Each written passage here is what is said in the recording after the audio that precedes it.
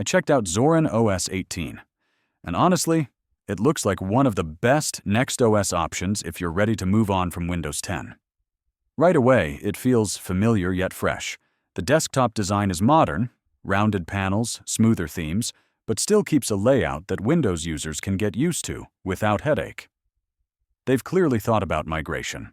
There's built-in support for turning popular web services into desktop-style apps, so you can run Office 365, Google Docs, even Photoshop Web like normal apps, and integration with cloud storage like OneDrive. For many everyday tasks, browsing, documents, media, cloud storage, Zorin handles all that without extra fuss. Performance tends to be lighter than Windows, especially on older machines, and because Zorin OS 18 is based on a recent Ubuntu LTS with kernel 6.14, hardware support and updates remain solid through at least 2029. That said, it's not a perfect one-to-one replacement. Running some Windows-only software or games might need extra work.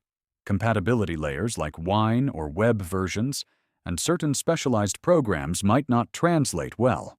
Also, if you rely on legacy Windows-specific workflows, there can be a short adjustment period. Bottom line, for general use, web, cloud, productivity, media, Zorin OS 18 could not only match Windows 10, but in many ways surpass it.